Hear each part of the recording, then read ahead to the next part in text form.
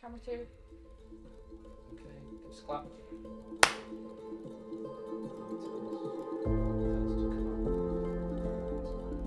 Okay, can you tell us your name, please? Hi, my name's Jack Walker. My name is Jazz Fernley. My name is Henry Shepherd. And can you tell us what you're doing out there?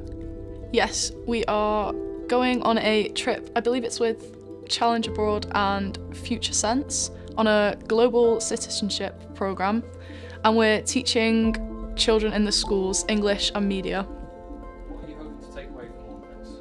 I'm hoping to get a I'm hoping to get a perspective on overall how their living situation is compared to ours, so I can get more of a respect towards other people's living situations, and obviously to get out of my comfort zone as well. It's a big adjustment, going to another country. What do you expect to see out there? Beauty. Seems like a very beautiful country. Nice people. Nice food. I expect that it's going to be very different to over here, but I don't really have too many expectations. I'm just going to go in and see what it's like and try and be in the moment. Are you ready for this journey? Yeah. I'm ready. I'm ready for the journey. I'd say so, yeah. As ready as I'll ever be. I've got my sunscreen ready, got all my shorts, but at the end of the day, I won't be fully prepared until I get there.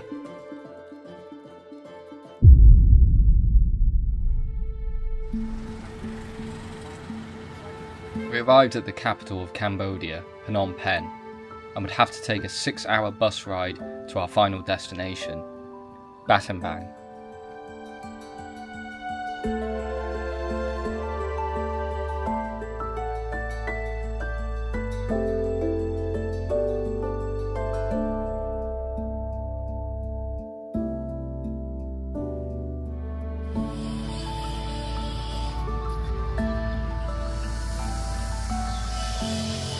Getting into music. Okay.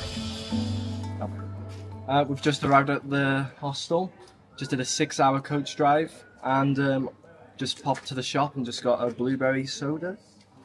It's quite nice. Can't wait to see what we're gonna do. Majority of the time, I'm just gonna wing it and hope for the best. How hot is it? It's not that bad. It's not that bad, Sam. Come on, let's face it. How bad is it? I feel like he's coping at this point. He's very bad. No, it's not bad. It's not like bad. 40 degrees is 40 degrees. pretty hot. Let's just say, okay? Okay, it's a little bit. Okay. It's manageable though. Yeah, you can manage, I guess. Yeah. I guess. Over dramatic, that's all. No, listen. My main goal is to not get sunburned. But that probably won't last long. You're right. Okay, so how's your experience been on day one? Day one, hot, unbearably hot, it's 40 degrees. However, I've had a Pepsi and I've had a Fanta, so I'm feeling semi-refreshed. Yes. It's hot. It's really badly, unbearably hot. But I think we're going to have a storm. It's a bit windy. If I use my UK knowledge, I think it's going to rain. It did not rain once during our time here.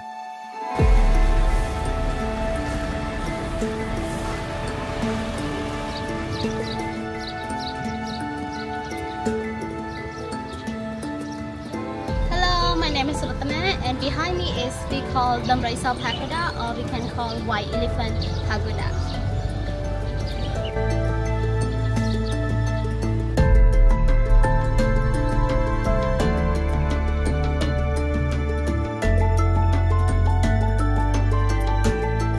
We are currently on a city tour in Battambang. Had about 3 hours sleep. Had an iced coffee this morning. So keeping me going a bit. We're going to a coffee shop later with air conditioning, so that'll be really nice. And yeah, Looking forward to it. looking forward to it. Nice. Ed's got a nice woolly one. We didn't realise just how hot Cambodia was going to be, and decided that going to an air-conditioned coffee shop was a must. Luckily, we would drive there, but in style.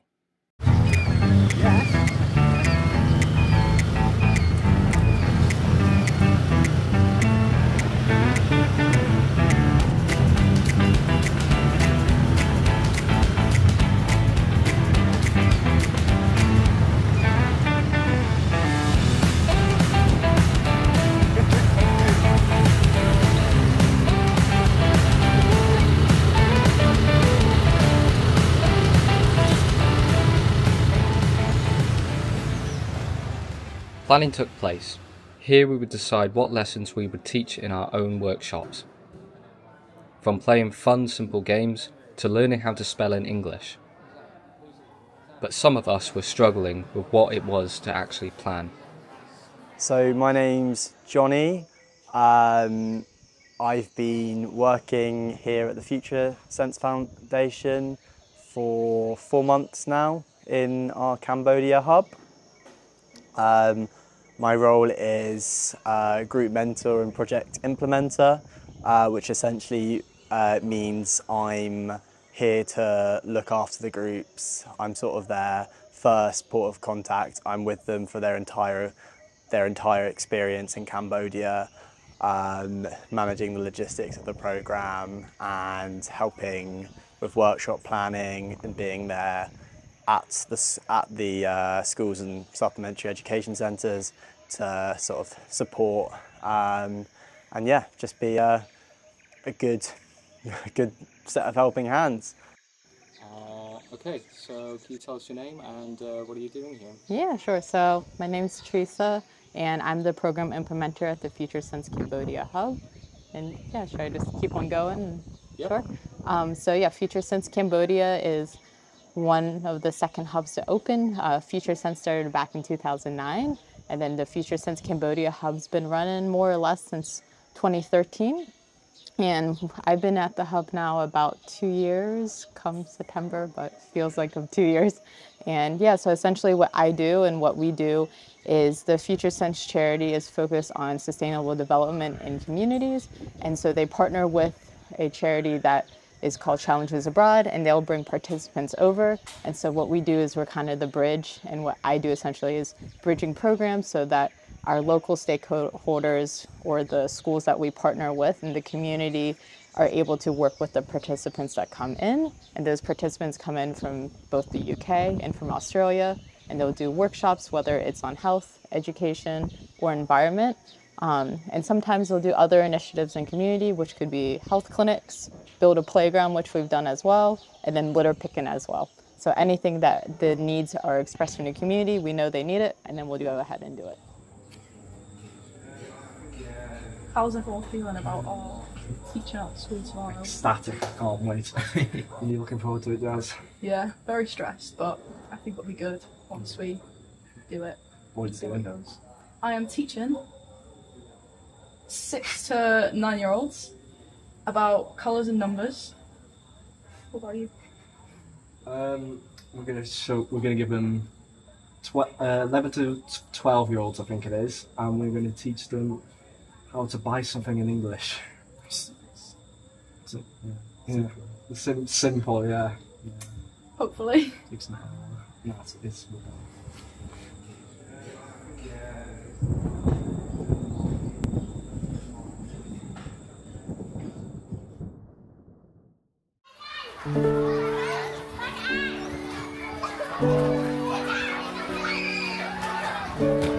So we're at the first day of teaching this beautiful school. It's such an amazing experience. We're all so overwhelmed but so happy we can be a part of this change. It's just the most, it's the most humbling experience as well, because I've only just realised now how much we get, you know, and how little all these children have, but they make the most of it. And it's just so beautiful to see how well they get on with each other. You know, they make each other's days up. There's just 2 little girls just playing. It's just absolutely beautiful, and I can't wait for the rest of the teaching. Spin again. What colour's that? Green! Go back! Many of us were split into smaller groups teaching children from the ages 5 to 12. The lessons were consistent on teaching English words, colours, numbers, and fruit and veg. Some kids already knew English, and others found it very difficult.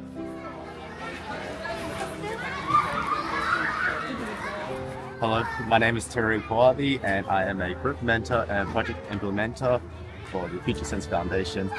Our charity invites students from the UK and also from Australia to have the opportunity to foster themselves as a global citizen. This is in Cambodia, and we have people in the background delivering workshops for English. Not only in English, we focus on the main topics of STEAM, which is science, technology, engineering, arts and mathematics. We do health, such as first aid workshops, and another one is environmental education, where we talk about how to reduce plastic waste and sustainabilities. So thank you for listening. This is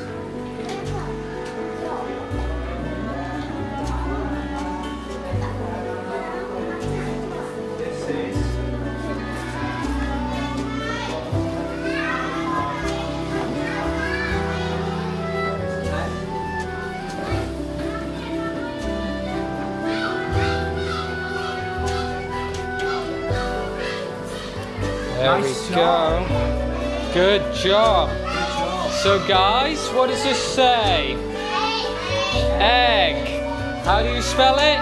E. Very good. Very nice job. Why do you think someone should come to Cambodia? Kids. Yeah, that's such a great question. I think for me, I might be a little biased, but I think my favorite thing about Cambodia is the youth. Because you'll find that because it's such a big youth population here, which is about like 64%, I think the last time I checked, they're so passionate to change the world. And when you meet youth here, you'll just really get a little bit of that. So I think when you come here, you get to get that bit of it and get their excitement to change the world, and hopefully it impacts you as well. But then on top of that, it's Cambodia. I think I have a soft spot for Cambodia, but I think coming here, you learn a lot about resilience, learning about I don't know, there's so much beauty about Cambodian culture.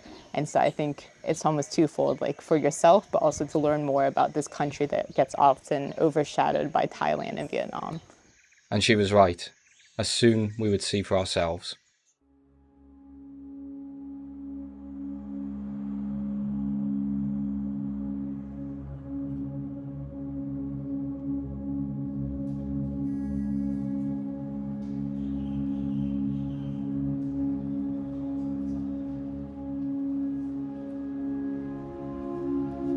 Over 90% of the country's population are Buddhists.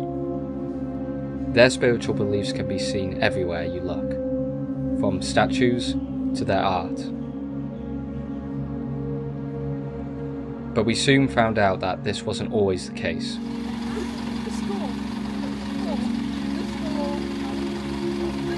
As we learnt about Cambodia's recent brutal history with the Khmer Rouge. Can you tell us a little bit about the Khmer Rouge? So I guess the best way to go about it is, I think the elephant in the room when you talk about countries in this part of the world is always going to be colonialism. So just like any country in this area was Indochina. So Indochina was under the French. So in 1953, with Vietnam putting pressure also with the Indochina war that they were having, Cambodia gets independence, and that's the Sihanouk regime. And so Sihanouk, he was a king, Prince Sihanouk, he was going pretty well. Everything looked good. It was called the Golden Age. And then, of course, next door, there's some stuff happening, which is the American-Vietnam War that started quietly early 60s, but really started heating up late 60s. And then how that heated up in Cambodia is there's the Ho Chi Minh Trail, where the Viet Cong was bringing supplies via the north to the south and vice versa. And the US was like, the best solution is to bomb a lot of it, and by a lot, pretty much more tonnage in World War II, all the bombs combined, and that really kind of started to destabilize the country. And then of course you have the influence of communism. So the short of it is that 1970 rolls around, country's not doing too great in terms of stability. American Vietnam War's there. The US supports Lon Nol to kind of essentially have a bloodless coup when the king's out of the country. And the king says, I want to come back to the country. What's the best way to come back? Well, let me put my backing behind Pol Pot. He's pretty popular. Don't know what he's into, but he seems like a great guy. Except it's Pol Pot, he's into communism, and of course that kicks off that civil war. By 73, most of the country is under Pol Pot's control, and then by 75, it's only really Phnom Penh left. And so what that means is on 17 April 1975, the soldiers come in, everyone thinks like, oh, okay, it's over, the war's over, and then they're like, no, the Americans are coming, they're gonna bomb, you gotta leave now. And everyone's like, okay, that's okay, we'll leave for a few days. But what happened, of course, is you have essentially from 17 April 1975 until 7 January 1979, the genocide that ensued. I think 1 in 3 Cambodians died. And when we say 1 in 3 Cambodians, what we want to think about is you have massive infrastructure erasure. You have teachers, you have doctors. I think by the end of the war, there were maybe 50 doctors left, the last I heard. 90% of artists were killed. You just have a massive just kind of reset.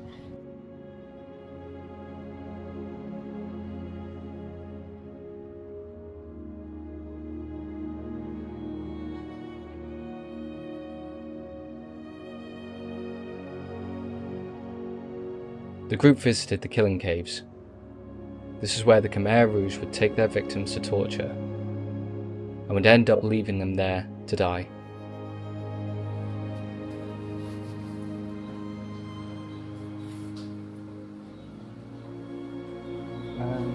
Yeah, it's quite something. Like, all of them are actual human skulls, and we've all went through quite a lot. And I don't know if you got any of the recordings up top, but like the statues of like all the methods of torture really is, it's quite horrific. And just imagine being thrown down here and just being tortured and just being left to bleed out. It must have been horrific. I've enjoyed this place and looking around the temples and stuff, but with the killing caves, I mean, you can't really say anything to justify what's happened. You can't really put it into words about how horrific the stuff that they did is and the way they even killed them. I mean, it's just, honestly, the caves, it's just horrible. But the pagoda at the top's really nice. This place is very, very conflicted. Cambodia was not afraid to show its recent history. But even though the caves held a dark story, outside showed so much beauty.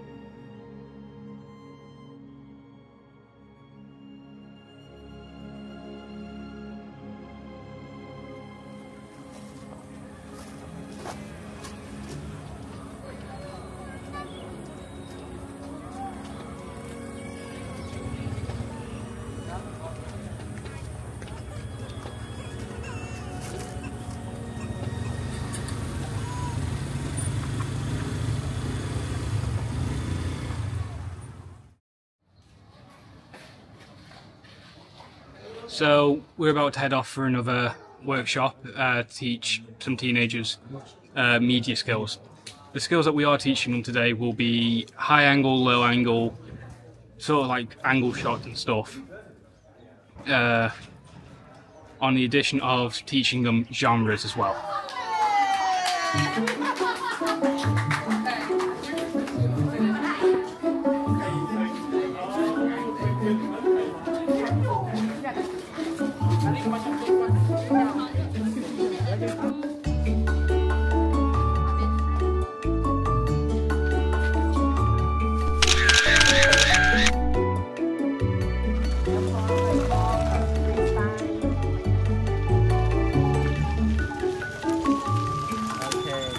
The students also had a go at making a short film, using only their mobile phones.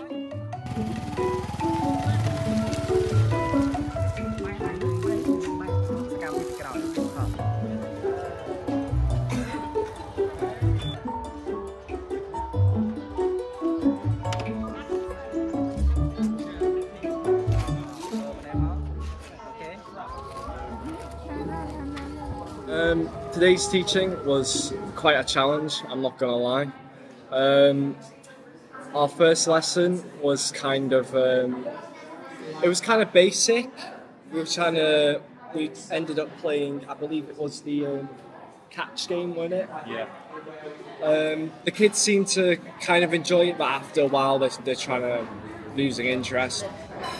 But I think when it comes to planning that, I think since we're quite in a good team, I think when things start to pipe down a bit and they're losing interest, I think it's good to just, what we've been doing, stick together and come up with solutions. We should all be fine. But this wasn't the only challenge the group was facing. With the heat reaching over 40 degrees, it was starting to have an effect on some of us. But the thing that many were looking forward to, the one thing that made us excited about seeing and knowing it would take our breath away, was the air-conditioned hotel.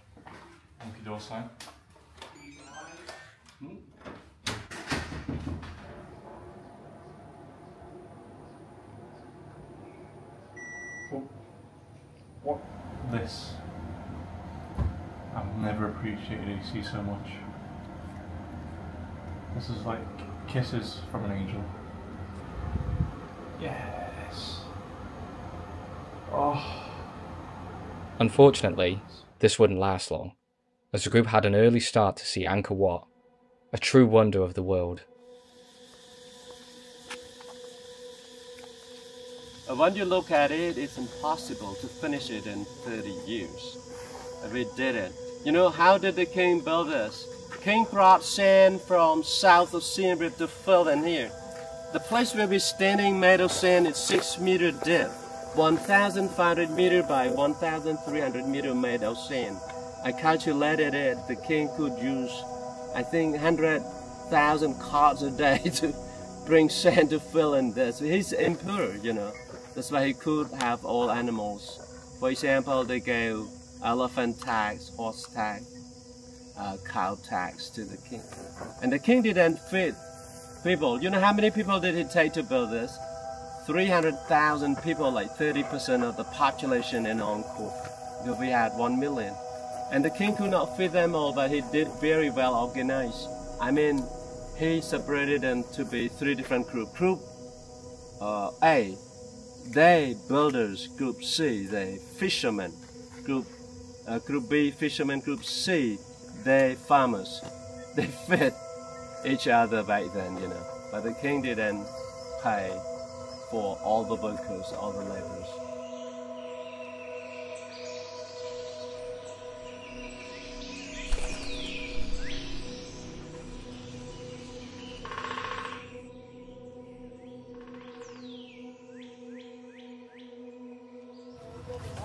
So what's the name of this temple? The temple is called Bayon. You know, why do we call it Bayon? Because of the banyan tree. In 1916, French cleared this temple. When they finished clearing, then they told my ancestor to call this temple Banyan. And the word Banyan later became Bayon today. It's very Cambodian. And if you want to see everything, it takes like more than a day to walk around, to climb the temple. A lot of stairs and lots of walking. That's why most people like to do this only half day. Or sometimes only one temple, like now we're doing only one temple. And when you look at the temple over there, you see 4 faces. The first level, on the first level, they built 16 towers. Second level, 16 towers. Third level, 17 towers. So here we have 49 towers, plus with 5 gates, 54 towers. And the king told people to count 4 faces on each tower over there. And they represent King Jayavarman III. We had no photos back then. And the king wanted to leave some photo for us. That's why we can understand it's King Jayavarman.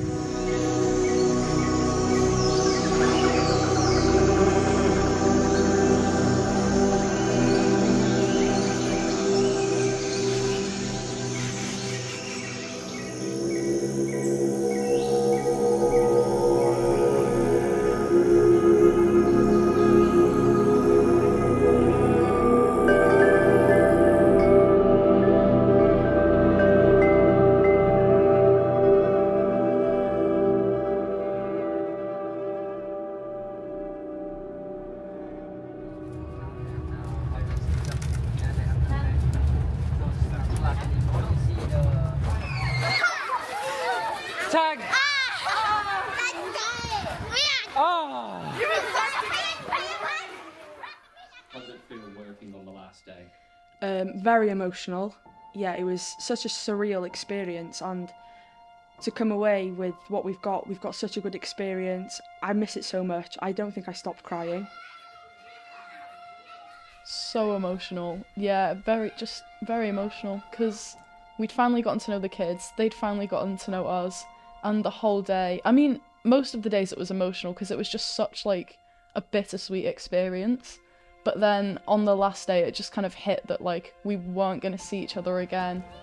Their faces were just like, oh, to leave them was so sad, but I'm so glad we could take something to them. We could teach them new vocabulary and new games and things like that. It was just really, it was a sad day, but I'm so glad I went and I'm so glad I did it. Has everyone got one?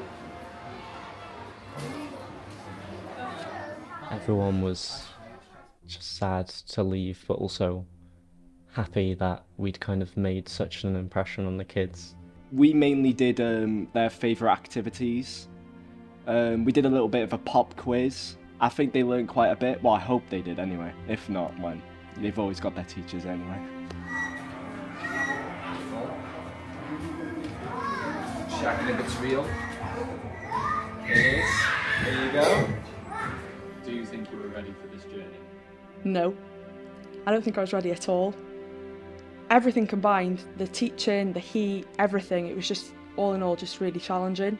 But I think towards the end I kind of got over it. I was, you know, just dealing with it. But no, it was really good. I was absolutely not ready. But looking back, I wouldn't have changed it for the world, so I'm glad I went. I don't think any of us were truly ready. None of us really expected the challenges that were out there. What did you take away from all of this? Definitely a lot of gratitude, and kind of like it was just really inspiring to see how like nice everyone was out there. And even though they've been through so much, their kind of perspective on it, like they didn't really think about like revenge and stuff like that. They kind of were just more like just kind of accepting it, and I think that that's a really good kind of concept to take. I took away from this experience, I think I was a bit more open. I talked to a lot of people, people from the village and of course within our group. So, and I've had more of a positive outlook on my overall day-to-day. I've learnt to not take things for granted. I think that's something I did because of how limited the people of Cambodia are, especially the children. You know, they only get 2 hours of education a day. So for us, we're really lucky, you know, and yeah, I'm never going to take things for granted ever again because I saw it with my own eyes how limited those people are, and it's such a shame, but they don't know any different, so it's kind of a relief because they are happy, you know, they're happy with what they got, so yeah.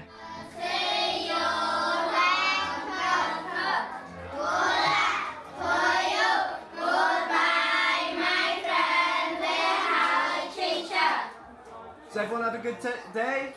Yeah! It's been a pleasure working with you all. I hope you've learnt a lot. This is sadly our last lesson, so we won't be coming here anymore, I'm sorry to say. But it's been lovely teaching you, and I hope you all have a lovely week. Rounds of applause for you guys. Yeah. Yes, very. I feel like, in a way, I felt like I matured because you've been put in a scenario where, you know, you don't know what's going on, you don't know. Obviously we had each other, but you don't know the children, you don't know the teachers, they don't speak English. So it was like such an eye-opener to know that it's just so different over there. So yeah, I just won't take it for granted. There's just so many, the colours, the entirely different culture, it's all one thing watching it on like a YouTube video and then being there. Overall, I saw so many true colours over this country, and the people are absolutely fantastic, and it blew me away.